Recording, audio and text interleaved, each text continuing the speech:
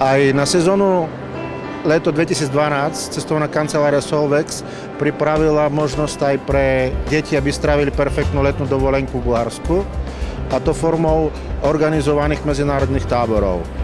Sú to tábory, kde sa účastnia deti z mnoha zemí Európy. Sú tam deti z Poľska, z Ruska, z Ukrajiny, z Českej republiky, takže slovenské deti tam nájdú opravdu medzinárodné zázemie a o tom, aby to stravili čo najlepšie, sa starajú naši animátori, ktoré zabezpečujú celodenný program pre deti s tým, že ide o kultúru, o šport, o jazykové znalosti.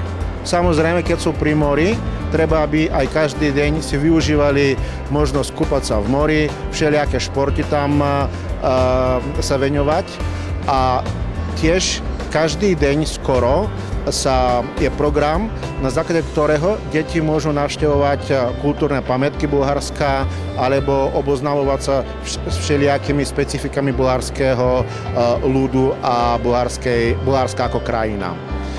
Je veľmi podstatné povedať, že všetky detské tábory cestovná kancelária Solvex robí leteckou dopravou, a to tak, že letíme z Bratislavy, z Osliača, z Popradu a z Košíc.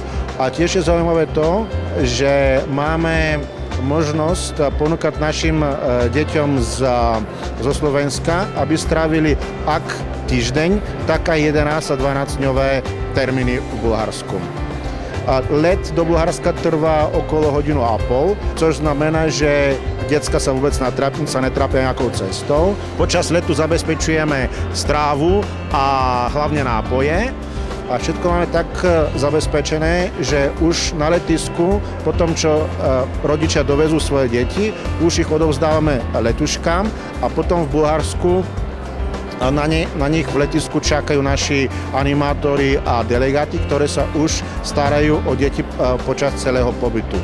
Nemusí to byť tak, že z každého letiska musí nastúpiť len určitý počet detí.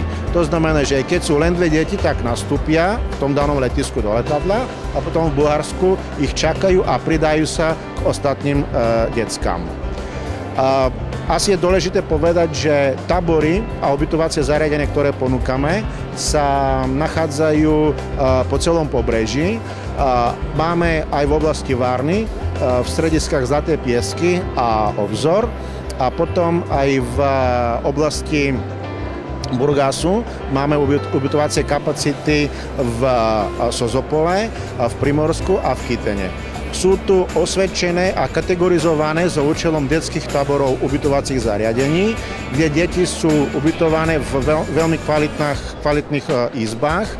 Sú tam 2 až 4 deti, ale vždy je tam klima a chladnička. A strava samozrejme je formou plnej penzie, s tým, že sú potom aj olovrant a desiata. Decka sa vždy vracajú veľmi spokojní a píšu perfektné recenzie o dovolenke, ktoré strávili s nami v Bulharsku. Bulharsko bude jedna z krajín, o ktoré je veľký záujem na letnú dovolenku ze strany slovenských turistov.